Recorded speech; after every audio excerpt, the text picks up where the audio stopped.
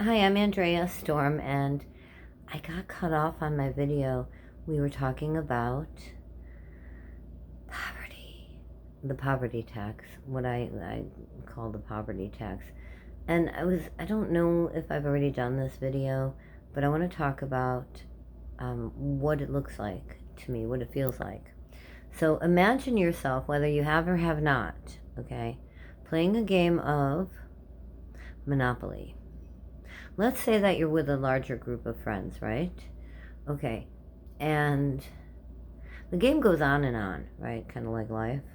Now we have our moments, right? There's some joys, and then there's some pitfalls, some setbacks, as it is with life. But while you continue to go around and around, right? You continue to go around. Someone's winning, and someone's not so much winning, right? Okay, and eventually, the winner, I say, Monopoly, right? Has all of the hotels. They've got all of the real estate, BlackRock.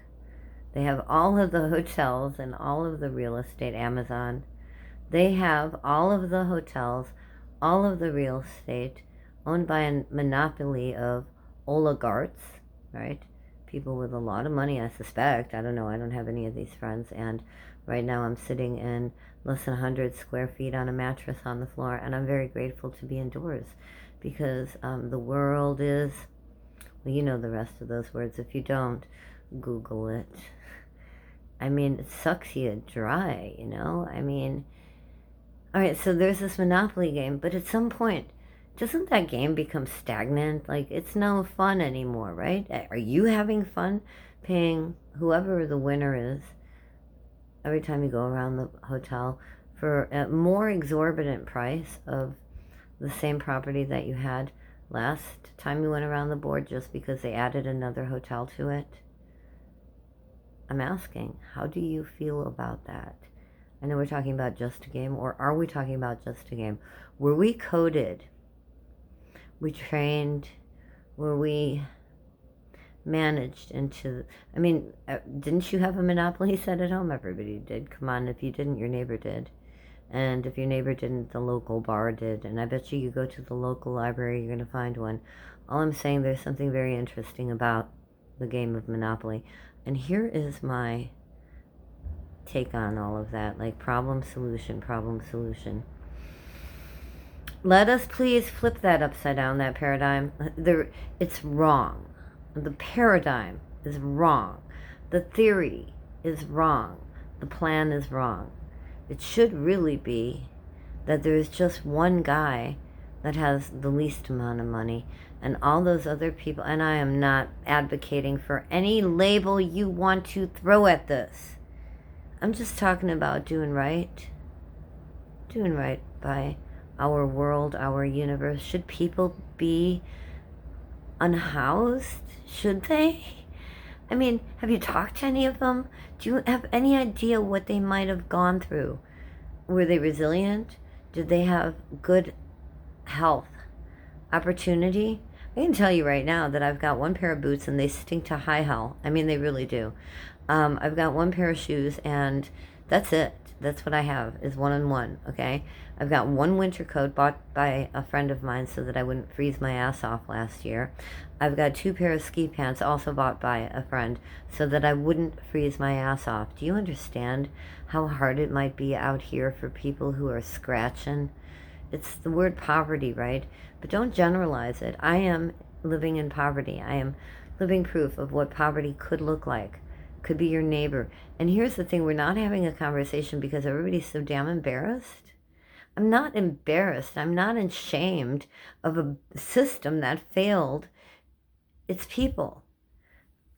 A system that failed us. I didn't fail. And I proved it by earning my doctoral degree. I proved it by being resilient and continuing on each step of the way. And I know that there are others like myself. And all I'm saying is, why aren't we lifting each other up? Why is this game of Monopoly so twisted? And when are we going to flip the board upside down?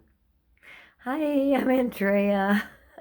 Having a passionate moment. And I mean it. I really genuinely mean it. Now, look, granted, you might be one of the affluent and you might hate every word that I'm saying. The more you hate it, the more money you should really send me.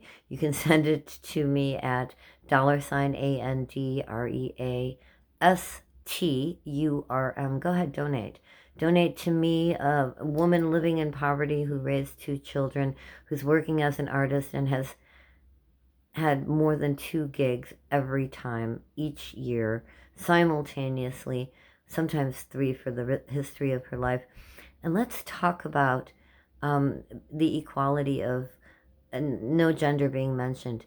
People who live in poverty sometimes have to do things that make them feel sickened and ashamed just to survive.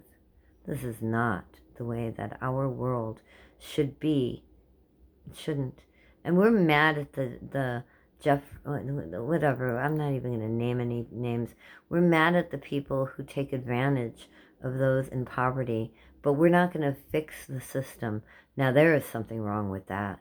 Why don't we just fix the system so that those people that want to take advantage of people in poverty won't have that opportunity? My name's Andrea, STURM, and I just felt like I needed to give myself permission to let this shit out. It feels really good. One of these days, maybe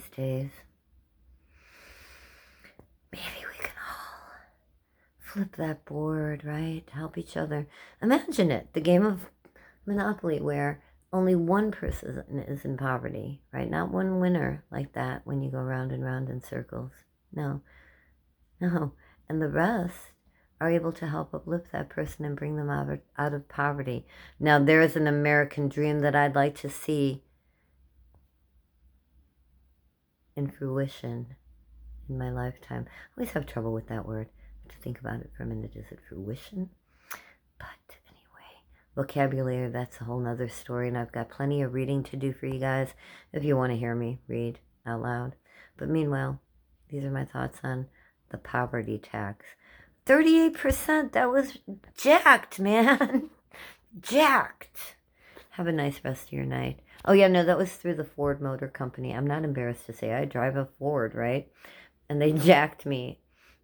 The American dream.